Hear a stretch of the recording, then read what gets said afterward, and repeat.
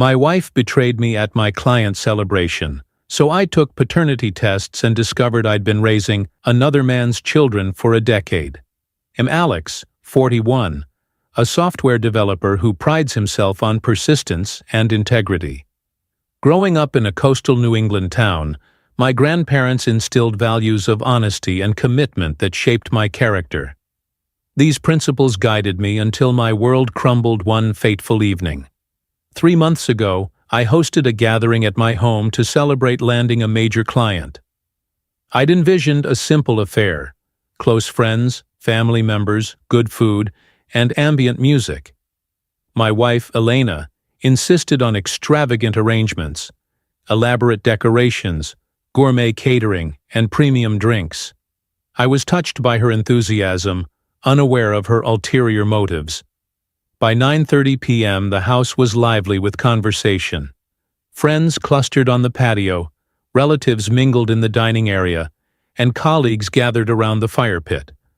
I was discussing development strategies with my business partner when I realized Elena had disappeared. Assuming she was handling some hosting details, I continued our conversation. Minutes later, my middle child, 7-year-old Liam, rushed toward me, his face ashen. "Dad, something strange is happening upstairs," he whispered, his voice trembling. Without hesitation, I hurried up the stairs, where my oldest, 10-year-old Madison, met me in the hallway. "Dad, it's Mom with someone," she said quietly. I pushed open our bedroom door and froze. There was Elena with a man I vaguely recognized from neighborhood association meetings, in our bed, while our children stood behind me.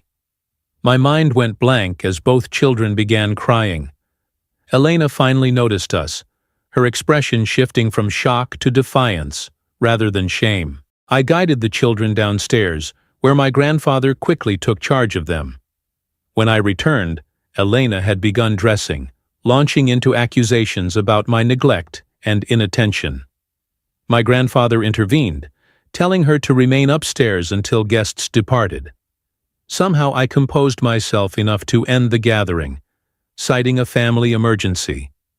Once everyone left, I confronted Elena. "You've humiliated me in front of our children," I said, struggling to remain calm. "How could you?" Her callous response, blaming me for years of emotional distance and justifying her affair as something she deserved, ignited a fury I'd never experienced. When she threatened to take the children and demand financial support, something clicked in my mind. I'd always had subtle doubts about our children's paternity. Madison was born barely 9 months after our wedding, and certain physical traits and mannerisms never quite aligned with mine. Comments from relatives occasionally hinted at these discrepancies, but I'd dismissed them. The following week, I contacted a colleague who worked in genetic testing and arranged discrete paternity tests for all 3 children.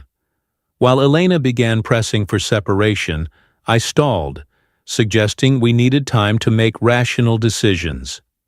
When the results arrived, I was sitting in my company's parking garage. My hands trembled as I opened the envelope. None of the children were biologically mine. Years of birthdays, school events, bedtime stories, all built on deception. I sat paralyzed, processing this revelation. That evening, I silently placed the test results on our kitchen counter. Elena scanned them, and rather than showing remorse, she attacked me for testing the children without her consent. When I asked about their biological father, she refused to answer. I immediately retained a lawyer specializing in family law and paternity disputes. We filed for divorce, using the DNA tests as evidence to dispute any financial obligations. Elena's attorney attempted to characterize me as emotionally unavailable, arguing that regardless of biology, I should continue supporting the children financially. As proceedings intensified, Elena manipulated the children, telling them I was abandoning them. My grandfather organized a family meeting to discuss arrangements that would maintain stability for the children, but Elena remained combative, even threatening to file false reports if I didn't leave our home. My attorney advised me to document all interactions with Elena. The simple act of placing my phone on the counter during her tirades, openly recording her behavior, quickly diffused her aggression. The turning point came during our preliminary hearing. We presented the DNA results and damaging text messages where Elena had once written that she never wanted me as a father anyway. The judge appeared unmoved by her arguments, particularly when she couldn't identify the biological father, dismissing the question as irrelevant.